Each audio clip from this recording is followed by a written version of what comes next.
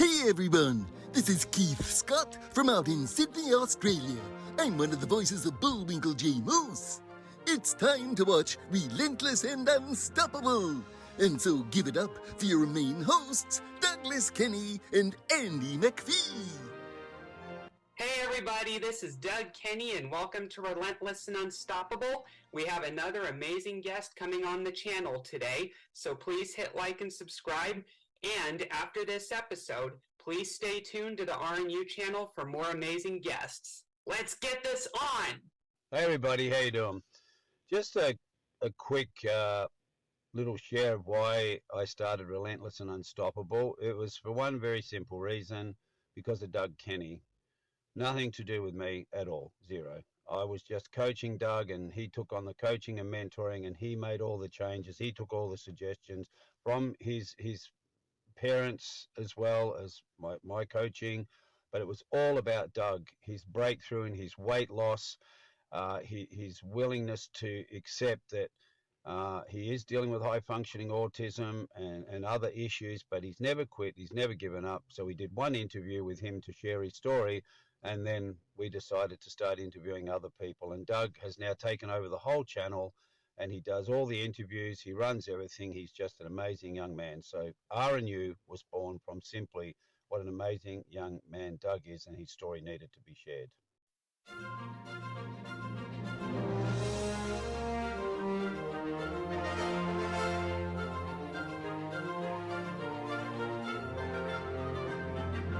But hopefully we need more people like you in this world, in my opinion. Oh, I appreciate that. And it was funny because, again, thinking back to last year's nationals, we hosted a pizza party night, the outgoing queens to the ladies competing in Marlena's suite. And again, it was, like a little slumber party type environment. We're all able to share, like, what are our favorite moments about the pageant weekend? What did we expect going in? How has it changed? Things like that. And so I brought to the table, oh, well, I'm just a teacher. I forget the context of the conversation, but my sister queen, who was Mrs. Elite US last year, Andrea Binley, she said, no, you have to take the word just out of the vocabulary. Like when we're talking about all of us ladies and what we do in our day-to-day lives, that we're not just, what we do. We are like, we have to use our titles proudly, and whatever field of work we're in, like we are doing great work for others. And so I had never heard that before. I had never really had that perspective, because to me, it's just, oh yeah, I forget that teachers, we're out there doing the hard work day in and day out. And so, yes, I need to take the word just out of it. Yeah. That sort of reminds me of, do you want to hear a funny story I have from my group that I'm a part of? You've seen my Facebook posts about SACE, right? Yes. To tell you a bit about SACE, it's a group of people on the autism spectrum being trained to live independently, and that's the first step before the group home part of my life. And I have a funny story from like a couple weeks ago involving me introducing the YouTube channel. We have a new client that just arrived named Jane, and she's slightly on the lower spectrum than I am, just slightly. Okay. But I introduced her to the channel, and I have this sort of complicated frenemy relationship with another client named Ivan. And the thing about him, and I showed him the channel in the past, and he just said that interviews weren't really his thing.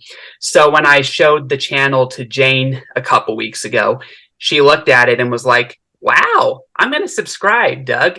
And Ivan was just looking towards her like to say, why, And what I did was, when she hit subscribed and said to me, I'll watch a video later, I looked over to Ivan and I was like, nicely handled, Jane. Now that's a girl who knows what she's doing. And that was me taking a dig at him a little bit, Right. And Ivan just sort of looked at me blankly afterwards. He didn't really say a word, but he knew I was taking a dig at him a little bit, you know? Right, right.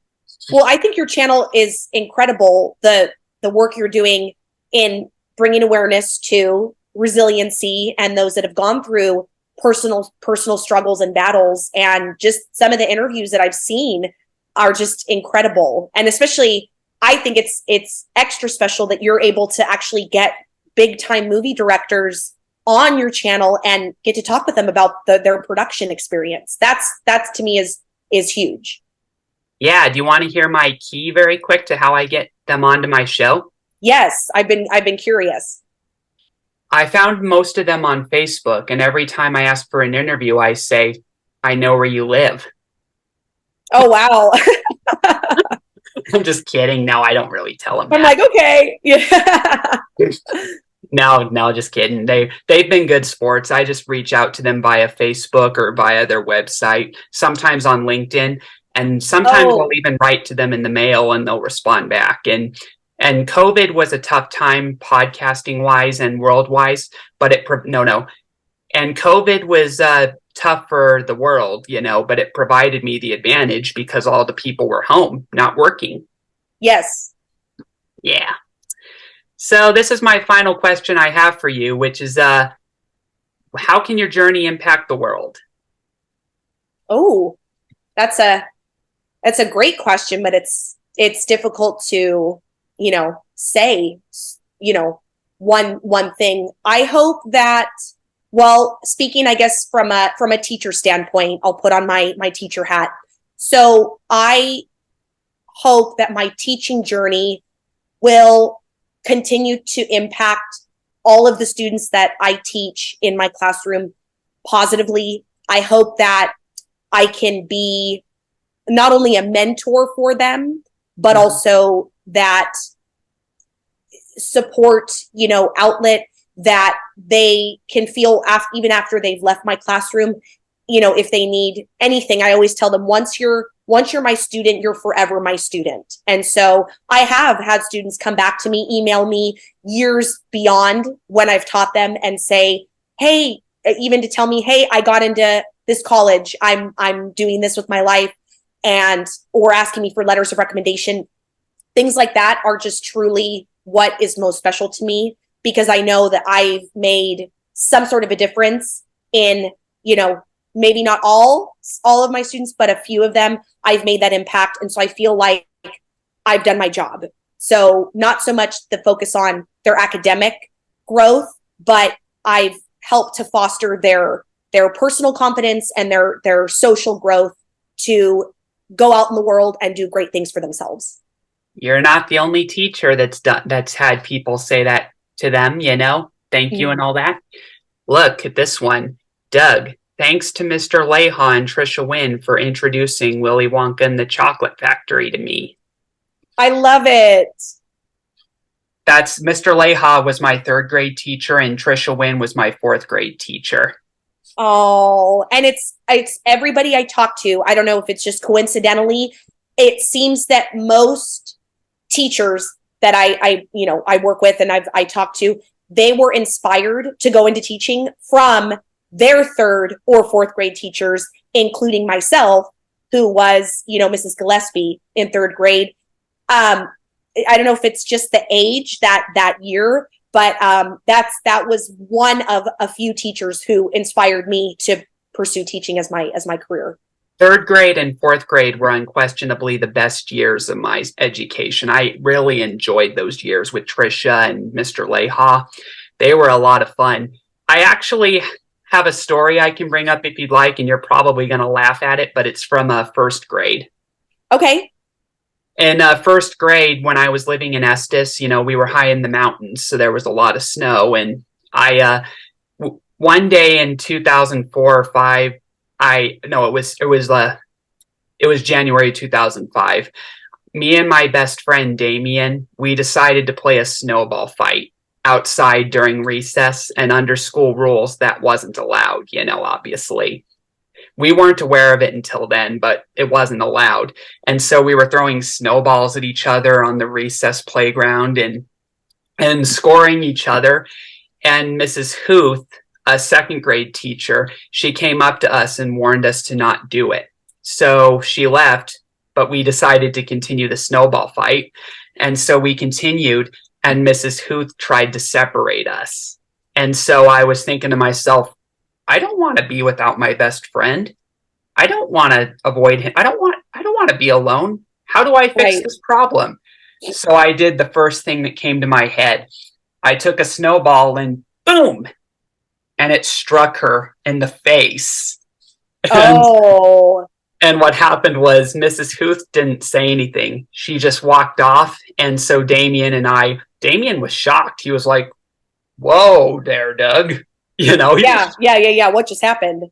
Like, what just happened? And I just remember after she left, we continued our snowball fight. And then the bell rang and we went back to our class, which in my case was Mrs. Richardson in first grade. Okay. And when I arrived back into class, Mrs. Richardson was not impressed with me at all. She's like, I heard what happened at lunch. She was like, what she said to me was, Doug, is it true that you threw a snowball at Mrs. Huth? And I said, yeah. I thought I was going to get away with it when she walked off, Right. And Mrs. Richardson was like, you don't do that, Doug. Why'd you do it? And my explanation was pretty silly. It obviously wasn't accepted, but I was like, come on, she walked into the path of my snowball. And that's a good one. That's pretty clever. When I said that, Mrs. Richardson was like, sorry, Doug, you're going to have to miss recess tomorrow. And that's when I knew that I was in trouble, So the next day I missed recess, but here's where the story gets juicy. After the winter ended and then we went through summer and it was time for second grade, we came back to school around August for the first meeting of the year where everybody was learning who their teacher was going to be. Mm-hmm. And ironically, mine was Mrs. Huth. Oh. And so I walked into the class nervous, wondering, I don't know if I can look her in the eye after what I did to her earlier this year. Right. And so for the first day of school, I just avoided all eye contact with her. And even when she called my name, I wouldn't look at her. Like when she was reading out her checklist, she was like, is Douglas Kenny here? She would look at me, but I would look the other way and say, yeah, I'm here, that. And eventually she realized as the day went on why I was doing it. And she said to me, Doug, it's no worries. It was just a snowball. We're good. I've moved on. Oh. And what's great. You remember that to this day. What was that? You still remember it to this day. I do. Yeah. I have the memory of an elephant. But what's funny is I'm still connected with her actually. And she and I still joke about it to this very day because it was just something I did that was so stupid,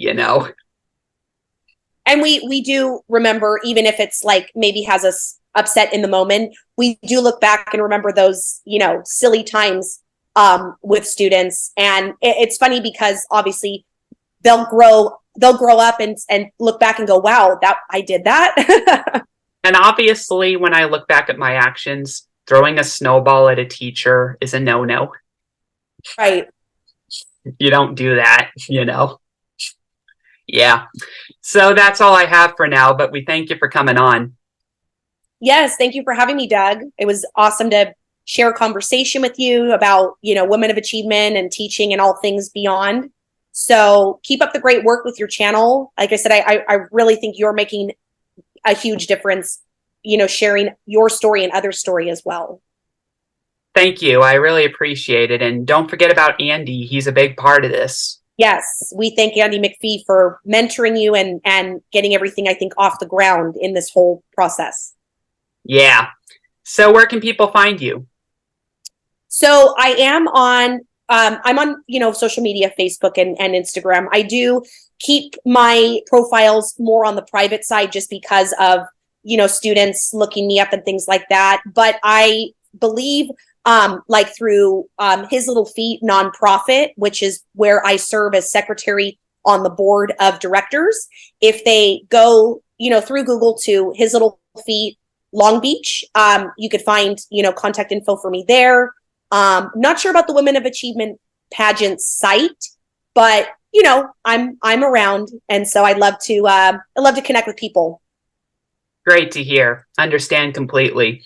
So everybody, let's thank Kristina for appearing on RNU. Let's thank Marlena for putting on amazing pageants. Yes.